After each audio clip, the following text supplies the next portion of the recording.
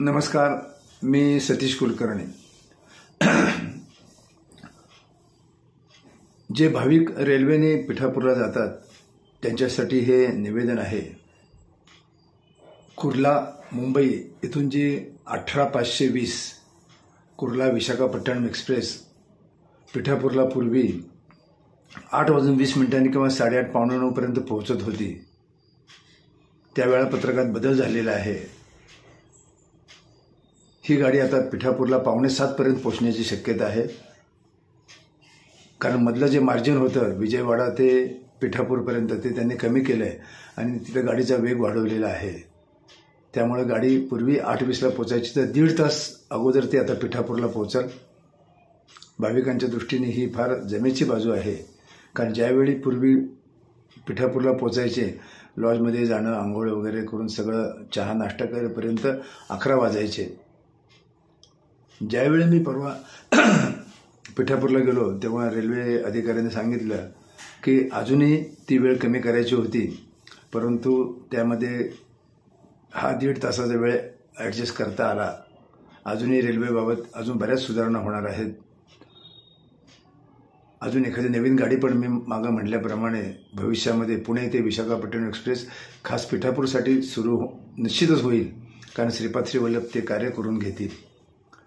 पण आता ही जी गाडी 6:45 ते 7च्या दरम्यान पोहोचेल, तेव्हा भाविकांना एक विनंती अशी की फार पूर्वी जेव्हा मी पिठापूरला जायला चालू केलं तेव्हा मला पीठाधिपती परमपूज्य रामस्वामींनी सांगितलं होतं, कुलकर्णी, ज्यावेळी तुम्ही पिठापूरमध्ये पाऊल टाकताल आणि मंदिराच्या परिसरात येताल, अगोदर कुठेतरी सामान बाजूला ठेवा, लगेज बाजूला ठेवा आणि अगोदर श्रीपाद श्री वल्लभांच्या समोर या आणि त्यांना सांगा की तुम्ही बोलवले, मी आलेलो आहोत आणि आपले कृपा आशीर्वाद प्राप्त करून घेण्यासाठी मी इथं थांबणार आहे, हे सांगा आणि परत जा आणि नंतर मात्र तुमचं स्नान वगैरे करून या।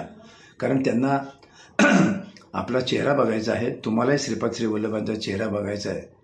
त्यामुळं मंदिरात येण्यास विलंब लावू नका, अगोदर तुम्ही फ्रेश व्हा आणि तात्काळ मंदिरात या, नंतर मग स्नान वगैरे हा नेहमीप्रमाणे आपल्या ती आचारसंहिता करता येईल। बरेच भाविक निवांत 11 वाजता मंदिरात जातात, 1-2 मिनटं थांबतात, मागच्या बाजूला प्रसाद घेतात आणि गायब होतात। आता 9 वाजता तिथं अभिषेक सुरू होतो।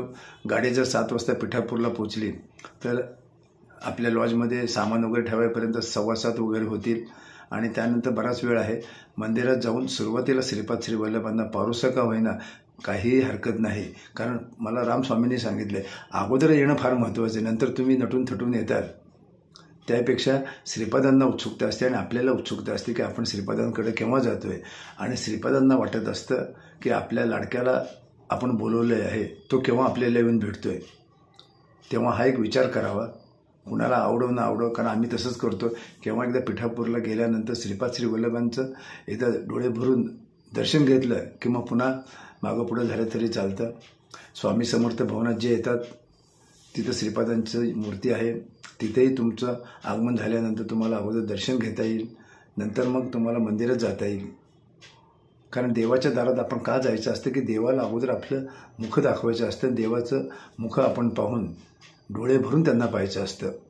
परत नंतर मग गर्दी वाढती, गोंधळ वाढतो आणि परत जर त्या दिवशी निघणार असाल तर परत मंदिरात गेल्यानंतर मनासारखं दर्शन घेता येत नाही।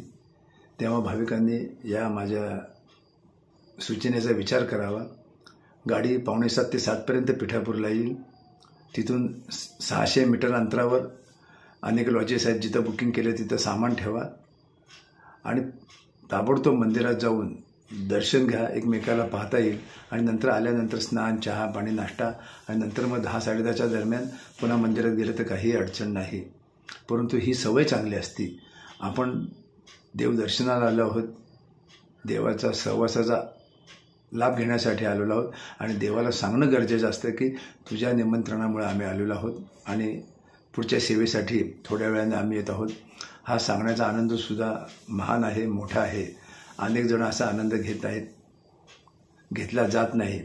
मला जे वाटलं ते मी सांगितलं का हा आनंद मी घेतो, फार मोठा आनंद होतो आणि देवाचं आणि आपण जवळ जाण्याचं एक फार मोठं माध्यम म्हणा किंवा ही एक सवय समजा, तर याचा विचार करावा अशी आपणास नम्र विनंती। नमस्कार।